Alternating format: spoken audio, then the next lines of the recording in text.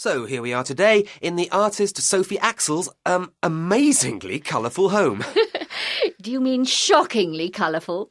You don't have to be polite. Well, it was quite a surprise when you opened the front door. That's how it's meant to be, really. A huge impact of colour on the senses. Electric pink, brilliant blue, and yellow for the hallway. In fact, all the walls in the house are different colours. It's so stimulating. So would you say colour is the most important thing in your life, Sophie?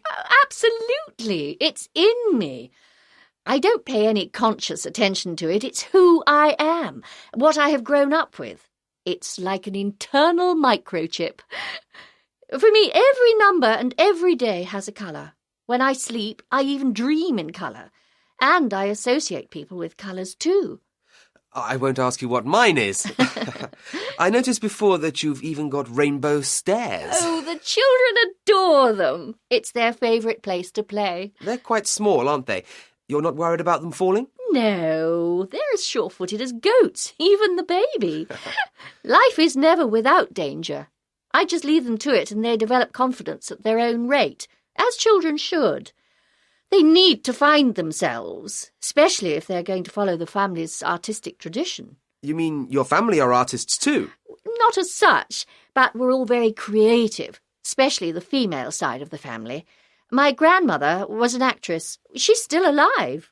And my mother and aunt are furniture designers for quite famous international companies, actually. So when you get together... Oh, there's no stopping us.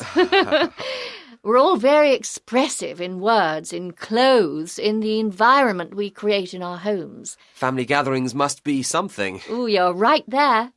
When it comes to events such as festivals and birthdays, we dress up, find the best presents imaginable, and then wrap them magnificently. Oh, it's so exciting. And we have huge parties. But there's awful pressure to do something unusual too, and even more pressure from people around. For example, on Rosa's 3rd birthday... That's your daughter? Yes. I made a set of puppets to put on a show for her friends from playgroup. It took me days. Immediately, their parents asked me to put on shows for their children's birthdays too. And so it goes on. And is Rosa creative as well? Oh, yes, she adores painting. My mother came to stay recently and I found them both in the early morning chatting away about the colour of sunrise. There they were, grandmother and granddaughter, talking about colour as if they were absolute equals. Quite an unusual topic. So let's talk about your own life a bit. I suppose you're a star student at art school? Oh, you couldn't be more wrong. I was a total flop. At that time, there was no interest in design. It was all introspection and gloom and doom, and I just couldn't be moulded in that way. So I took off. Literally? Well, nothing too exotic. I went to work as a cook in a local hotel. I used to cycle there, and the pay was so low that when I got a puncture, I just couldn't pay for the repair. So I offered the man in the bike shop a poster advertising his repair service instead of money. Did he accept? Yes. In the middle of the picture was this completely flat tyre, and someone who saw it asked if he could use it to advertise a national charity bike ride. That must have given you a boost. Yes.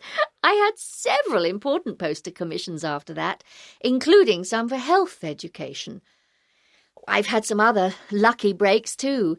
I designed some gift wrap for a stationery company, and a woman phoned who'd been given a book wrapped in my paper. She was an author and asked me to illustrate her book of fairy stories. So that's how I got into publishing. In fact, I'm just finishing a children's activity book that I've actually written and illustrated myself.